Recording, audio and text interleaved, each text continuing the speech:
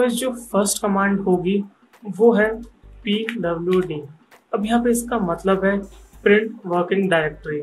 वैसे इमेजिन करो आपने जब टर्मिनल ओपन करा तो आपके सामने कुछ ऐसी पूरी ब्लैक स्क्रीन आ रही है, आपको पता ही नहीं है कि आप किस जगह पे हो, किस फोल्डर के अंदर हो, आपकी लोकेशन क्या है इस टर्मिनल के अंदर। तो जब तक आपको ये पता नहीं होगा तब तक आप आगे पीछे भी नहीं जा सकते।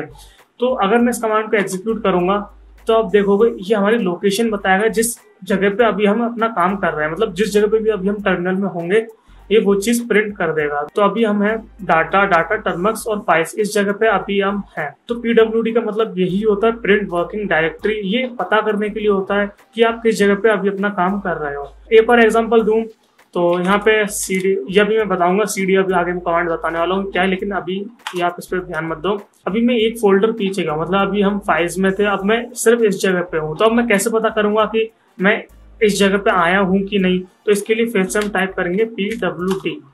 तो आप देखोगे मैं अभी इस जगह पे हूँ, मेरी लोकेशन अभी ये है करेंटली।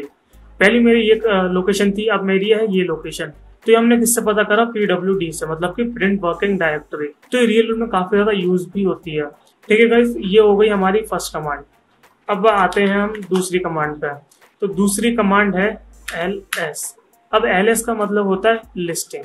अब ये कमांड एग्जीक्यूट करने के बाद आपको वो आउटपुट देगी कि अगर आप जिस भी फाइल्स के अंदर आपकी जितनी भी चीजें होंगी, मतलब कोई आपका फोल्डर है उसके अंदर जितनी भी चीजें हैं, ये वो चीज आपको निकाल कर दे देगी। मतलब जितनी भी चीजें उसके अंदर होंगी वो सब आपको बता देगी।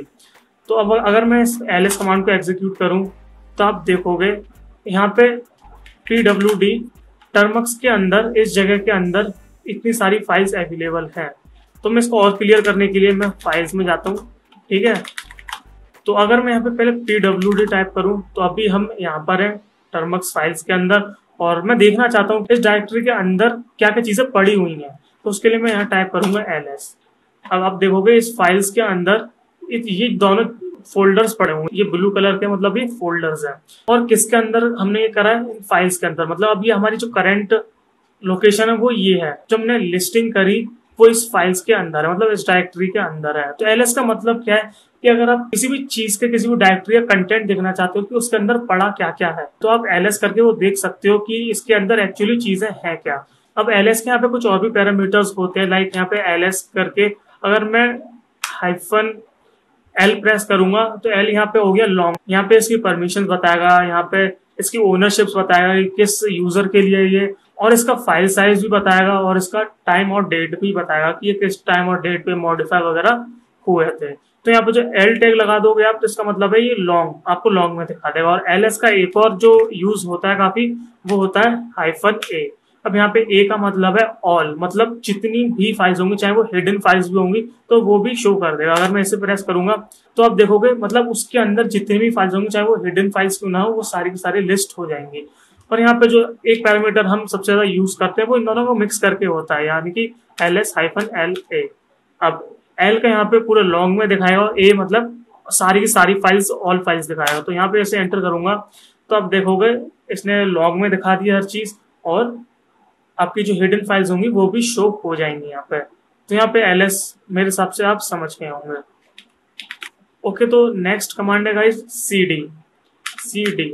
अब यहाँ पे cd का मतलब होता है चेंज डायरेक्टरी, एंड ये बहुत ज्यादा यूज होती है टर्मिनल में इधर उधर जाने के, मतलब मूव करने के लिए। आपको एक डायरेक्टरी से दूसरी डायरेक्टरी में जाना है, दूसरी डायरेक्टरी से तीसरी डायरेक्टरी में जाना है, या वापस आना है, तो ये कमांड ही यूज होती है। तो हम देखते हैं इसे कैसे यूज कर सकते हैं। पहले अगर मैं ls करूं तो यहाँ पे हमारे सामने दो फोल्डर्स आ रहे हैं। तो अब मुझे जाना है इस फोल्डर के अंदर usr। ठीक है, मुझे इस फोल्डर के अंदर जाना है। तो मैं यहाँ पे cd का यूज करके कैसे इसके अंदर जाता हूँ वो आप देखना। तो यहाँ पे मैं टाइप करूंगा cd, एंड उस फोल्डर का नाम आपको लिखना होगा, बिल्कुल वैसे ही लिखना होगा जैसे वो लिखा हुआ है। तो यहाँ पे मैं लिखा cd usr। इसके बाद अगर मैं pwd करके देखूं तो आप देखोगे फाइल्स एंड usr, मतलब अभी मैं usr के अंदर हूँ। एंड अगर मैं दोबारा फाइल्स लिस्टिंग करूं, ls टाइप करूं मतलब, और इसे एंटर करूं, तो आप देखोगे इस usr फोल्डर के अंदर जितनी भी फाइल्स हैं वो सारी की सारी यहाँ पर आ गई हैं। तो चलो एक और अंदर स्टेप जाते हैं, हम जाते हैं अब कुछ भी ले लेते हैं, चलो बिन या etc ले लेते हैं। चलो अब etc फोल्डर के अंदर हमें जाना है। पहले मैं pwd करके दिखाऊं तो अभी यूएसआर के अंदर हैं हम, तो मैं यहाँ पर टाइप करूंगा cd etc एंड अब मैं अगर pwd देखूं तो आप देखोगे मैं etc के अंदर आ चुका हूँ। और अब हमेशा कंटेंट देखना है तो कैसे देखेंगे, फिर से ls। तो इस etc के अंदर इतनी सारी चीजें पड़ी हुई हैं। ये जो ब्लू कलर में आ रही है फोल्डर्स हैं, और जो व्हाइट में आ रही है फाइल्स हैं, और अगर ग्रीन कलर में होती है तो वो एग्जीक्यूटेबल फाइल्स होती है, मतलब आप उनको रन करा सकते हैं अपने टर्मिनल से डायरेक्टली। और यहाँ से अगर आप बैक जाना चाहते हो, मतलब एक स्टेप बैक जाना चाहते हो, मतलब अभी हम थे ईटीसी में, आप वापस यूएसआर में जाना चाहते हो, तो कैसे जाएंगे हम? उसके लिए आपको क्या कमांड लिखनी है, cd स्पेस देके 2 डॉट। यहाँ पे 2 डॉट का मतलब होता है एक स्टेप बैक।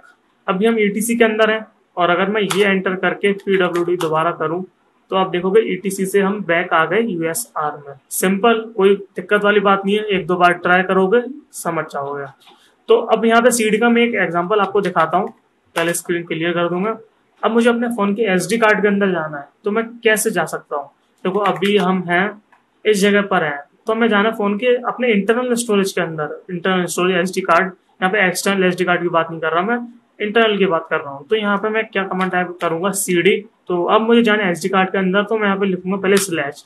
अब यहाँ पे जो स्लैश का मतलब होता है, ये होता है आपकी रूट डायरेक्टरी, मतलब बिल्कुल फोन की स्टार्टिंग है जिससे। तो हमने इसको लिखने के बाद आप सीधा अगर लिखोगे एसडी, तो यहाँ पे मैंने लिखा cd एसडी कार्ड, और एसडी कार्ड का यहाँ पे हमारा जो मतलब है वो इंटरनल स्टोरेज में है। तो अगर मैं इससे एंटर करूं और यहाँ पे दोबारा pwd करूं तो आप देखोगे हम एसडी कार्ड में आ चुके हैं। और हमें फाइल्स देखनी है हमारी इंटरनल स्टोरेज के अंदर कौन कौन सी फाइल्स है, तो आपको पता ही होगा ls। तो ये देखो, ये मैंने फोन के इंटरनल स्टोरेज में आ गया हूँ, आप देख रहे हो ये मेरे फोन की इंटरनल स्टोरेज है। तो मतलब अभी हम अपने एसडी कार्ड में आ गए। हम किसके जरिए कर पाए, cd कमांड के जरिए। मेरे हिसाब से आपको समझ में आ गया होगा। कहीं भी जाने के लिए cd आपको उस फोल्डर का नाम लिखना है, जो भी फोल्डर के अंदर आपको एंटर करना है। और ये बात आपको ध्यान रखनी है, आप ls करके देखना, अगर वो चीज यहाँ पे लिस्ट हो रही है तब भी आप cd के जरिए उसके अंदर जा सकते हो। ठीक है, आपको एसडी कार्ड के अंदर जाना है तो आप // लगा के एसडी कार्ड, फिर उसके अंदर जो भी फोल्डर आप जाना चाहते हो, लाइक यहाँ पे अगर मैं इस टेस्ट फोल्डर के अंदर जाना चाहूँ तो कैसे जाऊंगा, cd लिखूंगा test, और दोबारा कमांड pwd टाइप करूंगा। तो अभी हम टेस्ट फोल्डर के अंदर आ गए, अगर ls करूंगा तो यहाँ पे कुछ नहीं है, मतलब ये फोल्डर अभी एम्प्टी है, यहाँ पे कुछ नहीं आया, तो मतलब कुछ है ही नहीं इसके अंदर। तो मेरे हिसाब से आप ये कमांड भी समझ होंगे, cd। ये बहुत ज्यादा इंपॉर्टेंट कमांड है आपको मूव करने के लिए, आपको इधर से उधर ले जाने के लिए। ओके गाइस, जो नेक्स्ट कमांड होगी हमारी वो होगी cp। यहाँ पे cp का मतलब है कॉपी, मतलब आप कोई एक चीज कॉपी करना चाहते हो अपने टर्मिनल को यूज करके, तो वो कैसे कर सकते हो। तो चलो मैं आपको यहाँ पे दिखाता हूँ। यहाँ पे पहले मैं एक फाइल बना लेता हूँ जिसको हम कॉपी करेंगे। आपको ये चीज ध्यान नहीं देनी, मैं यहाँ पे एक फाइल बना रहा हूँ। ओके, तो a.txt ये एक फाइल है, मुझे इसको कॉपी करना है इस होम फोल्डर के अंदर। तो मैं कैसे करूंगा, तो उसके लिए आप कमांड लिखनी होगी cp मतलब कॉपी। उसके बाद आपको सोर्स फाइल का नाम लिखना होगा, मतलब आप क्या चीज कॉपी करना चाहते हो। तो यहाँ पे हम सिंपली अपनी a.txt वाली फाइल है वो कॉपी करना चाहते हैं। तो जो सबसे पहले आपको लिखना है cp के बाद, वो होती है सोर्स फाइल, आपको क्या चीज कॉपी करनी है। एंड उसके बाद आपको जो लिखना है वो है डेस्टिनेशन, मतलब आपको किस जगह पे कॉपी करनी है। तो यहाँ पे हमें कॉपी करनी है होम फोल्डर के अंदर। तो होम एक फोल्डर है, हमें इसके अंदर कॉपी करनी है।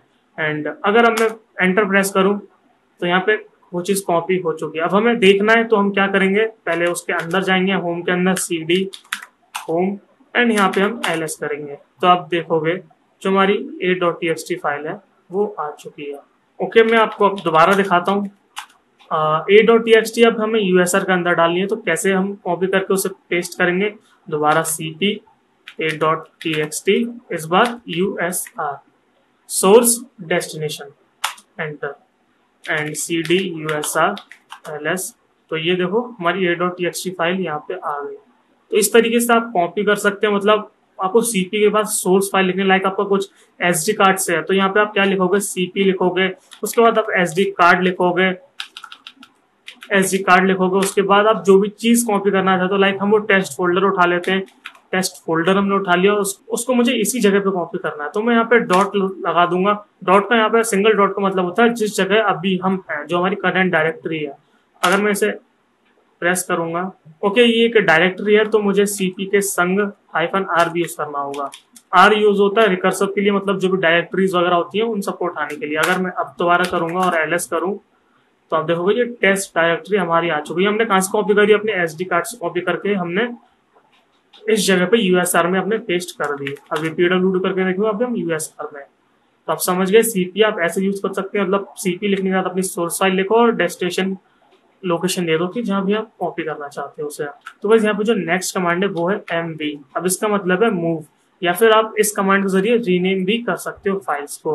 तो हमने पहले कमांड देखी थी वो कॉपी करती थी, ये कमांड मूव करेगी मतलब कट करेगी। जैसे हम अपने फाइल मैनेजर में जाकर कोई भी चीज कट करके हमें दूसरी जगह पेस्ट करनी होती है, वैसे ही कुछ अब टर्मिनल से कैसे करेंगे चलो वो देखते हैं। तो यहाँ पे इस a.txt फाइल है, इसको हम मूव करेंगे। पिछले हमने कॉपी करा था, इसको मूव करेंगे अपने होम फोल्डर में। तो मैंने cd होम फोल्डर से वो फाइल हटा दी। अभी कोई फाइल नहीं है उसके अंदर, अभी हमारी यही फाइल है।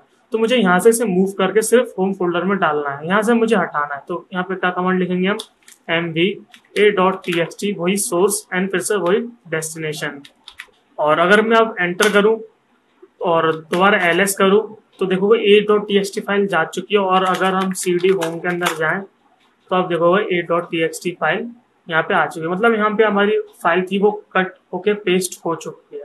तो ये हो गया एक मूव का एग्जांपल। और अगर आप इसका नाम रीनेम करना चाहते हो तो वो कैसे करोगे, आपको मूव लिखना होगा, a.txt लिखो और आपको इसी जगह पे वही फाइल पेस्ट करनी है पर नाम इस बार अलग देना है। तो यहाँ पे आप a1 कोई भी नया नाम दे सकते हो txt।